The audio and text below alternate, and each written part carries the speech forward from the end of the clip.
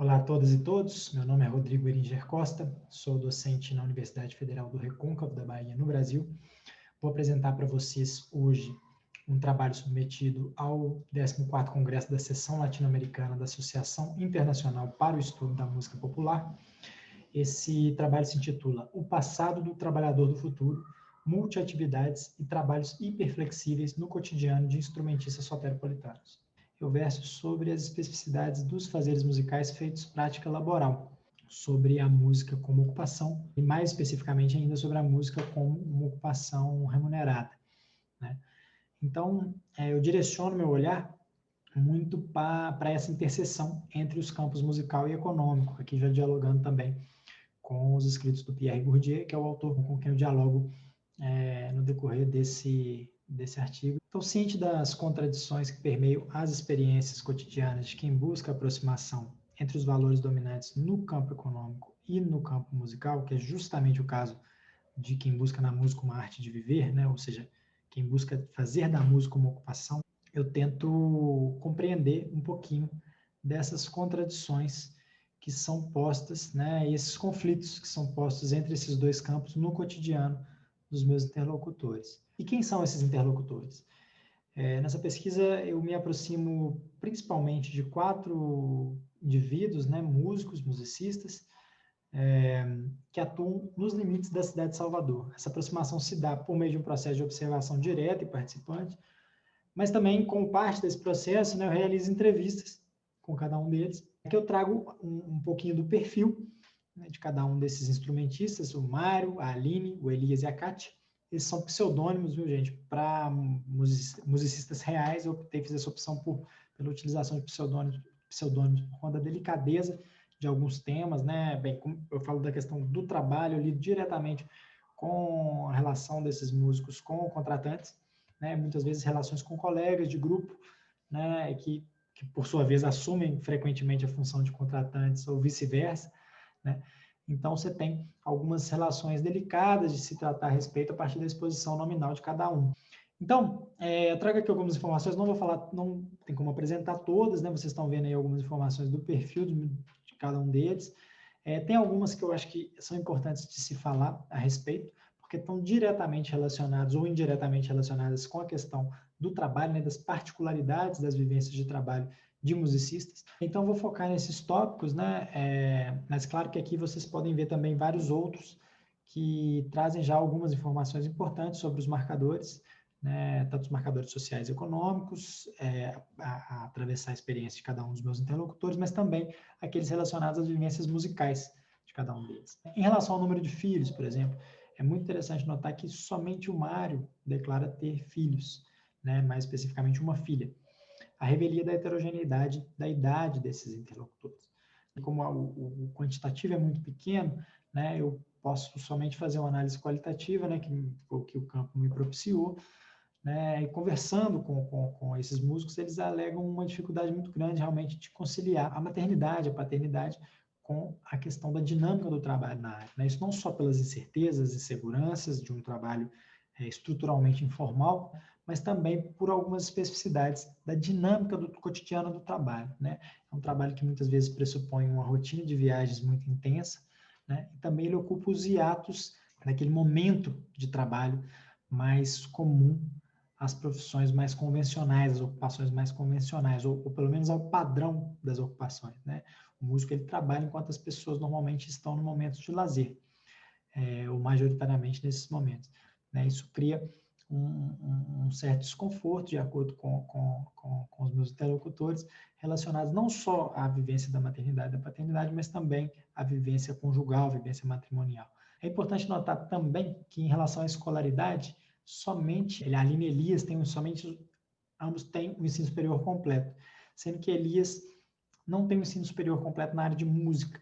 Elias é formado em Direito, né? Então, a gente percebe que a revelia dessa questão, todos eles tomam a música como uma ocupação, né? Tomam a música como um trabalho. Muito interessante, aqui na tabela da direita, que é a questão da renda ser exclusivamente oriunda da performance musical, ou não, né? Todos eles alegam não ser, né? Isso mostra um pouco da dificuldade mesmo, né? encontrada em se viver exclusivamente da performance musical como almejado por todos esses meus interlocutores, o que acaba os empurrando para atividades outras no próprio campo musical, né? Ou seja, as aulas, gravações, etc., ou então fora do campo musical, como no caso do Mário, que além do ofício de um músico, né, ele também é assistente de obra, sendo essa a ocupação, inclusive, que lhe propicia melhores rendimentos. Né? O mesmo acontece com Kátia, que é uma funcionária técnico-administrativa na Universidade Federal da Bahia, mas que ao mesmo tempo tem essa atuação, né, fora do período de trabalho, do trabalho regular, no qual ela faz parte, ela atua também como baterista freelancer.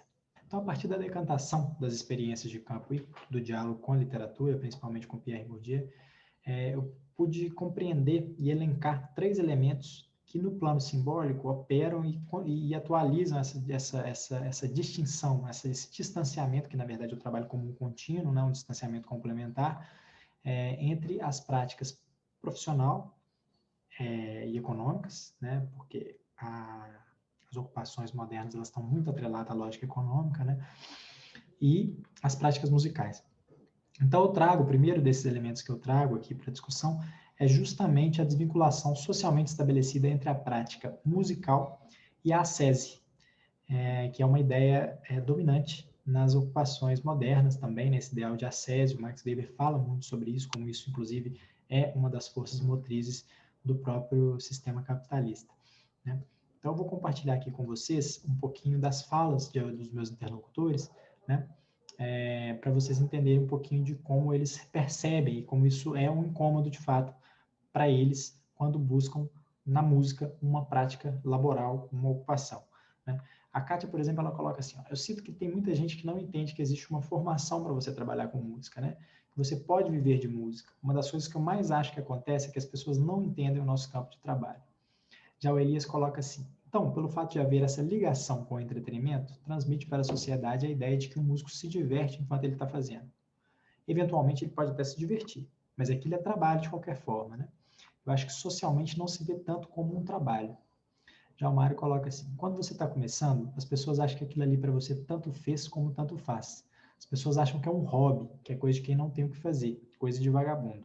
Existem pessoas que ainda associam o trabalho com música a trabalho de quem não tem o que fazer, trabalho de preguiçoso. Existe essa cultura. Então é interessante notar que todas essas categorias que o Mário traz, né, a preguiça, a vagabundagem, o hobby, né, eles estão justamente no campo oposto, né, em termos de significação, aquele que é comumente atribuído ao trabalho na sociedade moderna ocidental. Então, é interessante ver que isso no plano simbólico é de fato uma reprodução do distanciamento entre essa prática musical e a prática laboral, né, economicamente engajada. A Aline coloca as coisas no seguinte termo, é isso que eu ia dizer, eu enxergo a prática musical como trabalho, com certeza, agora muita gente não enxerga, né? Isso gera um incômodo de fato entre os meus interlocutores, ainda que eles reproduzam outros discursos e outras ações que promovam também esse distanciamento, né? Então, esse aparente comportamento contraditório, na verdade, está muito justificado por esse vínculo duplo, né? A lógica econômica e a lógica artística, a lógica musical. Né? E assim eu compreendo como algo realmente complementar. Bem, no que diz respeito à compreensão partilhada pelos meus interlocutores sobre o dom, o talento, a ideia de genialidade, a importância desses atributos para a ascensão na hierarquia do campo, né, musical, eu posso perceber que há uma reprodução desses distanciamentos entre o plano econômico e o plano musical, né, na própria forma de conceber, né, desses atributos pelos meus interlocutores. Então, todos eles acreditam nessa importância do dom, importância primordial, importância capital, ainda que eles reconheçam, né, em maior ou menor intensidade, a importância de se trabalhar esse atributo essencial. Então, eu trago aqui para mostrar um pouquinho como isso é interessante, porque eles, mesmo reproduzindo essa ideia da importância do dom, eles percebem o quanto isso é prejudicial para a assimilação da condição profissional. Então, Elias fala assim, percebia das pessoas, quando iam me pagar, um pouco isso, sabe? Como se dissesse assim, olha, você tem esse dom aí de tocar, o que é receber dinheiro? Já o Mário coloca assim, acho que ao adotar esse pensamento de enxergar a música como um dom e achar que é uma facilidade, as pessoas acabam esquecendo todo um trabalho que é feito, sabe? Mas elas acham que é fácil para quem tem o dom chegar e fazer. A Aline já complementa. Me incomoda quando eu vejo muita gente famosa falando isso. Ah, eu já nasci cantando, nunca precisei fazer uma aula de canto, se vangloriando disso. Eu não acho que isso é bom, principalmente porque a gente já mora num país em que as pessoas têm dificuldade de entender isso como uma profissão. Se você coloca desse jeito, aí que ferrou mesmo. E o último dos elementos que eu trago para reflexão, né, está justamente relacionado à ausência de um sistema de certificação válido e reconhecido na área como destinado a comprovar as habilidades, né, o capital cultural incorporado dentro daquela área. Né? Então, o Elias ele coloca assim: o que se faz aqui na escola de música, por exemplo, é voltado para a música erudita, e principalmente a contemporânea. No caso, ele estuda numa instituição formal de ensino de música. Né? No curso de música popular é música contemporânea. Isso não tem absolutamente função nenhuma para o meu trabalho, né? Que eu faço no bar, no barzinho, que é o espaço onde ele se apresenta com mais frequência. A Aline já coloca assim: não que a gente ganhe melhor por ter passado pela universidade de música, porque no final das contas, quando você vai tocar num evento, ninguém quer saber se você é formado ou não, né? Reforçando que essa ideia de que as habilidades na área são comprovadas pela prática. Mostra-se hábil na música tocando, fazendo. Né? E aí o Mário e a Kátia tecem comentários no mesmo sentido, né? Ressaltando essa não relevância dos diplomas e certificados como um atestado de comprometimento com aquela área, com aquele setor. Bem, eu me proponho também a falar sobre alguns dos elementos mais objetivos mesmo, que estruturam essas experiências. Né? O primeiro deles é a informalidade. Né? E essa informalidade é possível perceber, né, a partir dessas situações de campo, que ela é uma regra, ela não é uma exceção no campo musical. Então, eu trago, inclusive, algumas das falas também, né, dos meus interlocutores para poder ilustrar esses pontos, né, o trabalho da perspectiva contratual, né, e do quão raro são essas situações de formalização dos contratos, né, de um contrato escrito e tudo, mas trabalho também, principalmente, que eu acho que tem maior relevância para a discussão aqui empreendida, que é justamente a ausência do acesso a direitos básicos em consequência dessa não formalização dos vínculos de trabalho. Né? Então, isso fica muito latente, assim, muito expressivo na fala do Mário, quando ele faz, inclusive, um comparativo com a realidade que ele vivenciava mais frequentemente anteriormente na área de construção civil. Né? Hoje em dia ele trabalha, quer dizer, durante o campo, no período de campo, ele trabalhou mais na área de música que na construção civil, e ele faz alguns paralelos. Né? Então, ele coloca, por exemplo, que o dinheiro que ele recebe, né, pelos trabalhos realizados na área de música não permitem que ele faça qualquer contribuição, por exemplo, ao INSS, mesmo autônomo, ou como MEI, enfim. E eu pergunto justamente se ele tinha isso na época do trabalho na área de construção civil. Né? Ele fala que sim, né, que era uma coisa da empresa, que a empresa pagava, né, fazia essas contribuições, tá? FGTS, INSS, essas coisas todas. Bem, então, só para finalizar, né, em relação a essa discussão da informalidade, eu trago aqui mais algumas falas, vou ter tempo, né, de ler todas elas, mas eu acho que dá para ilustrar um pouquinho, né, quando Kátia coloca aí, por exemplo, à esquerda, de algumas frustrações que são relacionadas justamente a essas maiores prerrogativas que são dadas ao contratante quando não se há o contrato ou a formalização do vínculo, né, contratual.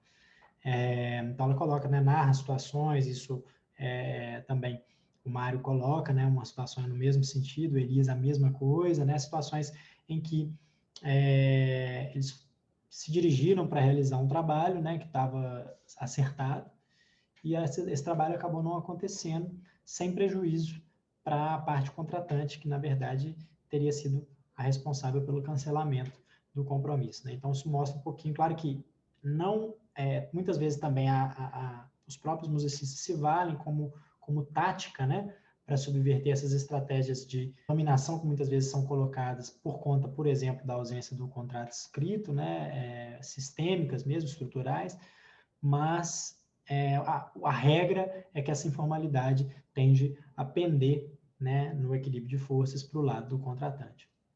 O segundo, entre esses elementos mais objetivos a caracterizar e permear os fazeres laborais na área, que eu trago para a discussão, é a questão da flexibilidade. Eu trabalho a flexibilidade, que é um conceito que permite múltiplas abordagens, né? Eu trabalho muito sobre essa perspectiva da precarização, né, e da responsabilização cada vez maior do indivíduo em relação à entrega de um trabalho, de um produto, de uma atividade, né?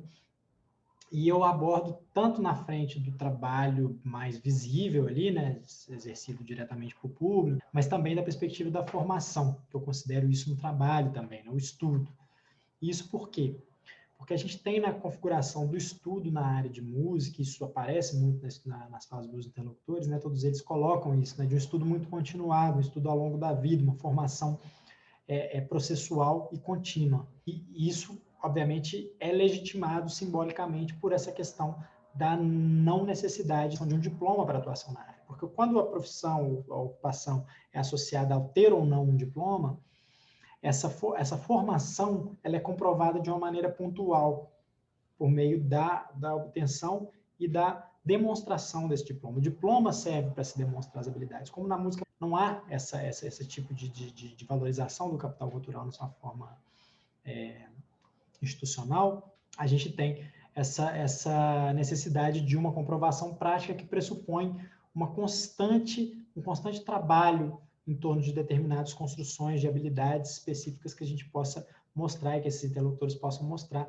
no momento da performance. Né? Isso tudo gera uma responsabilização individual muito grande em detrimento a outras que poderiam ser institucionais, que poderiam ser estruturais. Isso é compartilhado também por outros colegas, né? Exemplo da Kátia, que aqui embaixo coloca essa questão da divulgação, também ela fica responsável, né, pela divulgação dos shows, porque a gente precisa estar sempre em alta, quem não é visto não é lembrado, e todas essas ideias que acabam criando bastante atribuições aos músicos que estão muito além daquela atividade, digamos, atividade fim, né, que seria o da performance musical. Então, a gente tem aí um outro ponto, né, de distanciamento entre o campo musical e o campo econômico, que é justamente a partir da compreensão do trabalho flexível como regra e não o trabalho a tempo indeterminado, como é comum a essa idealização, a esse trabalho ideal, né, no mundo moderno. E, por fim, eu abordo a questão das desigualdades espetaculares, que são essas desigualdades verificadas nos mercados nos quais o vencedor leva tudo, né, chamado de um mercado no qual o vencedor leva tudo, ou o mercado das superestrelas, por autores da área de economia ou de sociologia, por exemplo, né, que é justamente esses mercados em que pouquíssimas pessoas que estão no topo da hierarquia desses campos, né, concentram a totalidade ou a quase totalidade dos recursos econômicos disponíveis naquele campo. Como eu interajo, né, com interlocutores que sem grandes projeções midiáticas, né, ou seja, os musicistas que são a regra dentro do campo, né, todos eles estão disputando justamente esses parcos recursos que restam, né? Então, isso explica também, muitas vezes, o fato deles não conseguirem viver exclusivamente da performance musical, né? Principalmente da performance musical ao vivo. Então, tem algumas falas também interessantes nesse sentido, né? A partir da objetivação no cotidiano de cada um deles, dessas desigualdades, né, que são desigualdades, inclusive, legitimadas simbolicamente. Diferentemente das desigualdades econômicas, por exemplo, que economistas ortodoxos e heterodoxos criticam as desigualdades econômicas quando elas são muito excessivas, exacerbadas, independentemente da orientação da corrente a qual aqueles autores se vinculam. Na área de música, você tem uma aceitação muito grande dessas desigualdades e elas muitas vezes geram admiração por estarem associadas a um elemento essencial. Aqui eu tenho algumas falas que mostram um pouquinho, né, de alguns desses elementos como percebidos pelos meus interlocutores. Aí a ideia sempre de que de que eles estão fazendo um investimento também é muito posta, né, para que um dia eles cheguem no ponto justamente dessas poucas pessoas que estão ali concentrando todos esses recursos, mas a gente percebe que estatisticamente você tem uma chance muito pequena de que essas pessoas de fato cheguem lá.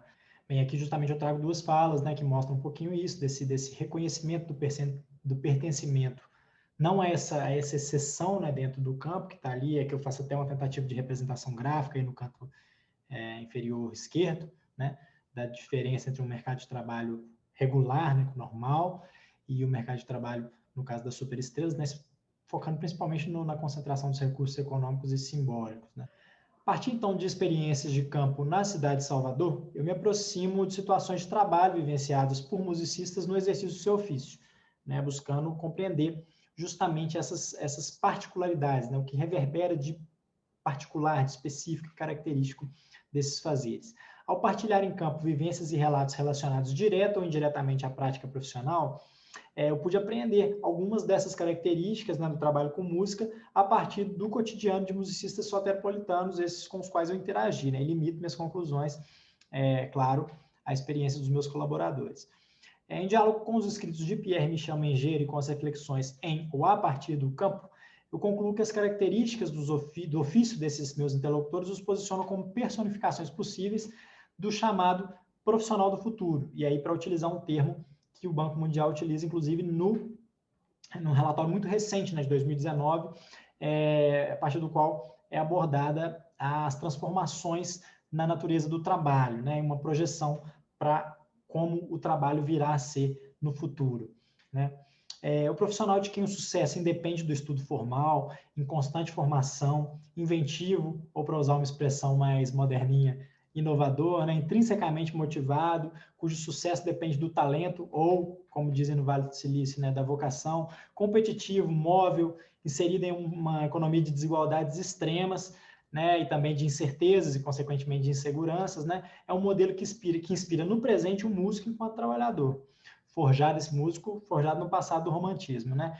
E também corresponde ao simulacro desse profissional do futuro, idealizado e relatado, caracterizado pelo Banco Mundial. Então é isso, gente. Muito obrigado.